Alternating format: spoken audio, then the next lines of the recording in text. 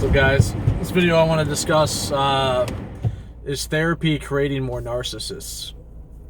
I.e. is therapy doing more harm than good? Ooh, I need to turn that AC back on. And I want to talk about a couple of ways about that conversation, or a couple different angles. Again, number one, is it doing more harm than good and creating narcissists? And two, is it actually, to what degree can a therapist actually harm you and make your life worse? So those two ideas I want to go over in this video. So let's get to it. So let's start with the second one. Is your therapist actually hurting you? I think so. Therapy and psychotherapy, same thing. So psychotherapy is, to the extent you're just talking to a human being, they're gonna listen to your story and try and, I think the biggest benefit of therapy is getting your shit out there and having empathy from an individual. Hopefully they have some empathy for you, although if the therapist is too empathetic, they could, it's not, here's another notion. A therapist that does give you a lot of empathy, because that is, to me, that's connection, and that is therapy, is empathizing with one another, and healing through empathy and understanding. But that's the crux, right? Is a therapist, did you know how many psychopaths there are? And that's a feature, or not a feature, but that's a like in any field, right? How many stand-up comics are addicts and are completely insane? Like all of them, every one of them. Therapists, and that's for obvious reasons. A deep need, the sad clown, and a deep need for love. Like there's a lot of brokenness there in stand-up comedy, because it's a crazy profession. Why would anyone want to do that? Unless you really have a deep-seated need for love, and that's what it comes down to, right? That's why there's so many. Everyone's a character. It's a comic. It's a great thing. It's a great outlet. But with therapy, you have people that are listening to some of the deepest and darkest stories about people, and I would argue a person needs a certain amount of armor to be able to withstand that and have longevity in that profession. So there are going to be a subset of therapists that are lower on the neuroticism. I'd say most of them they're going to need to be lower on the neuroticism spectrum, but with very low neuroticism that can kind of show as, everything's a spectrum in my eyes. And so you're going to have some psychopaths as therapists, and I don't think mental disorders are, you could be a psychopath and never hurt anyone your whole life. It's like anything else. Like, knowledge is power, and understanding what harm you can do, right? You can do unwavering. That's a word. There's a difference between psychopathy and sociopathy, right? Because the psychopath, that's from day one. They're breaking the law, all that kind of stuff, and that usually is. So yeah, let's separate psychopath with sociopath. The sociopath does have I think an easier time, although not that easy, but there is a possibility of virtue. Anyway, that's a huge tangent. let's just talk about therapy. God, it's so tangential again. But so let's say your therapist is, whether they're doing it consciously or not, it doesn't really matter. They're in a position of power, and they can affect you in a way that will harm your life. Let's just start with, and this is where it gets kind of scary, is when you're talking about, what's the word? Their worldview, right? Their not idealization. What is it called? Let's say how they identify politically. If there's skin in the game, and there's a certain motive, then you can have some really bad advice because they have a bias about something, and some of their, they're not just going off the DMC5, DSM-5, and trying to create more understanding and treating it as a science. At that point, if you have a skin in the game, I can't think of the word right now. It starts with the I, right? Idealism. All right, this guy's about to crash into me. Hold on one second here. Pick a lane, dude.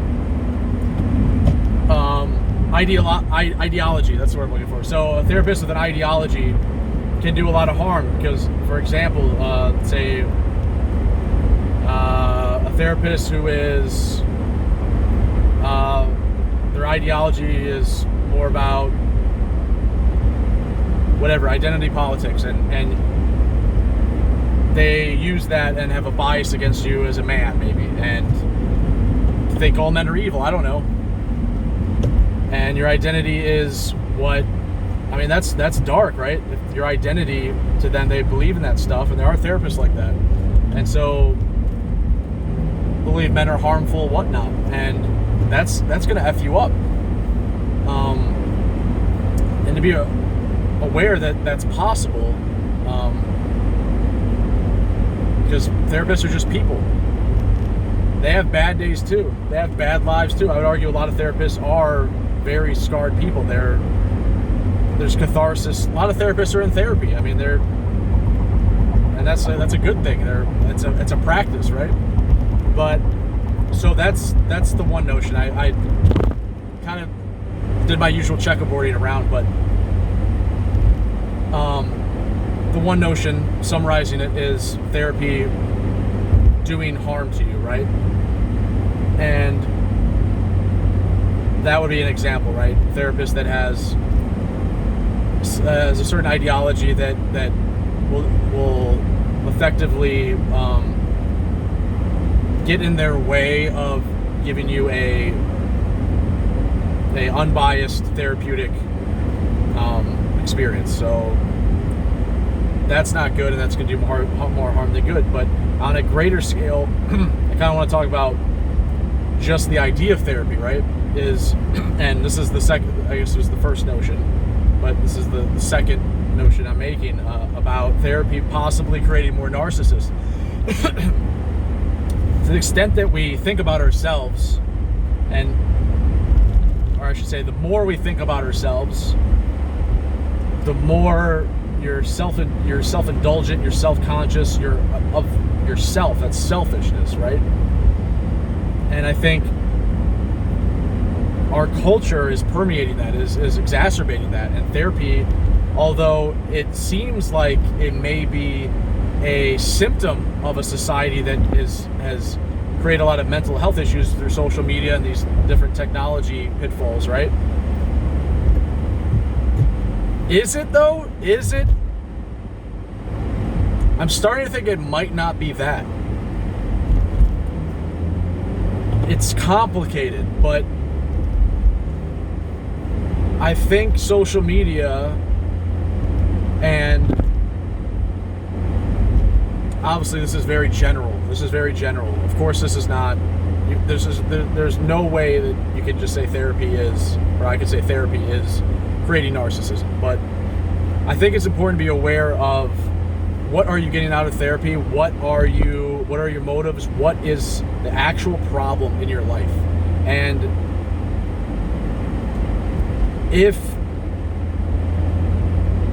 mean, it's the beauty of the show Sopranos, right? And I believe that ending. I believe that conclusion that his Dr. Melfi makes about, you know, sociopaths becoming better sociopaths. And I think people have gotten very good. Like, it's almost like I was talking about in another video, manipulate or be manipulated is our culture now. And how many people are in therapy and doing this work and using it for bad and aren't doing the work inside and understanding their place in it? And if you're a narcissist, Jesus, you could be going to therapy and just becoming a better narcissist. You have, and that's where intent comes in. That's where, I guess, that's where a lot of, I mean, I could go really broad about spirituality and maybe religion, blah, blah, but just your worldview, right? And if your worldview is one from wanting to rise people up and you believe in light and good and energy that like we're all connected and we can all raise all the ships and it's a positive notion and a worldview and almost being sacrificial in that you want to make the world a better place. That's one side. And then the other side is a worldview of course I go into the extremes because that's my best way of kind of like, for me, painting this picture and seeing where things can go.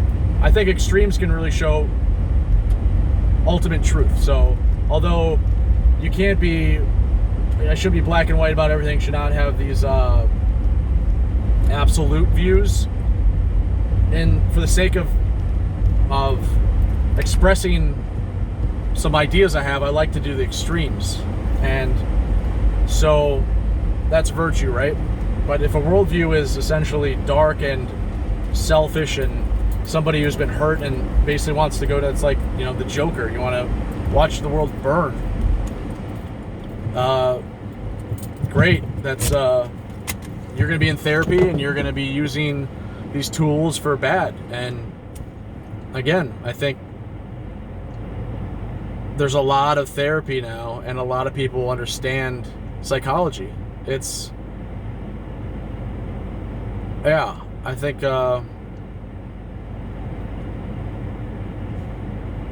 again, to the degree that we're willing to accept this world, I always say to the degree, and I'm not even saying that right, but we have to speak truth, and that's paramount. And that's what I'm trying to do with this channel is, and I don't know everything. I'm just, these are things that, in my own experience, I'm not a professional. I don't want to get sued by people, but I'm just basically putting ideas out there. And I see, like, if you're going to therapy in your life, you have, for example, like, if you're not in good shape, you're not working, you don't have a good family system, you don't have a good, you know, fulfillment, you don't have any money, you don't have any prospects, you're like,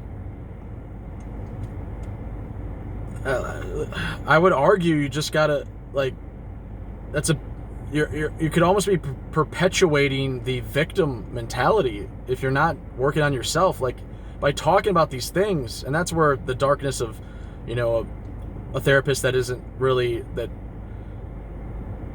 is exacerbating these issues, I would argue is you know, some of these people that are very leftist, and they, if you're a therapist and you're telling people that they're good just the way they are, and you can't actually talk about lifestyle stuff, to me that's kind of evil, to the extent that you know what you're doing, because just like the pharmaceutical companies, you're exasperating, you know, issues and for profit, and knowingly doing that is evil. And there's a lot of that now. There's a lot of like, ever since the word virtue signaling came up, it's, to me, that was the beginning of the extent that we allow that kind of shit and don't call people out that are actually sheep or wolves in sheep's clothing, like we've done some of that, but I would argue some of the worst examples of that, some of the darkest examples of that are people in positions of power they have carte blanche on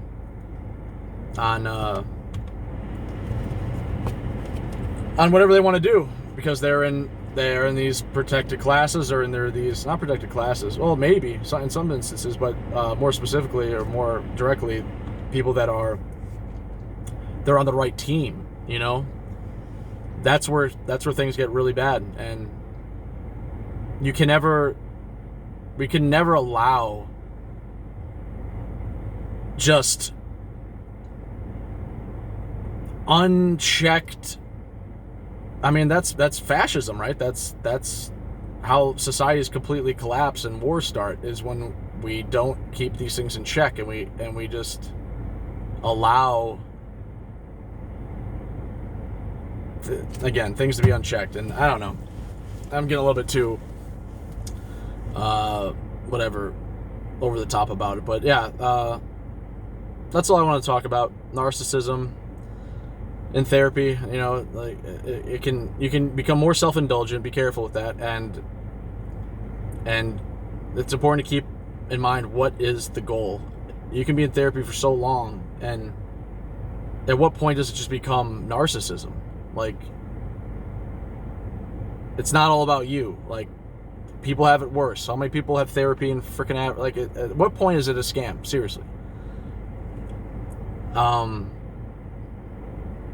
one hand, that person is neutral, so that's a good thing, because there's not it's unbiased.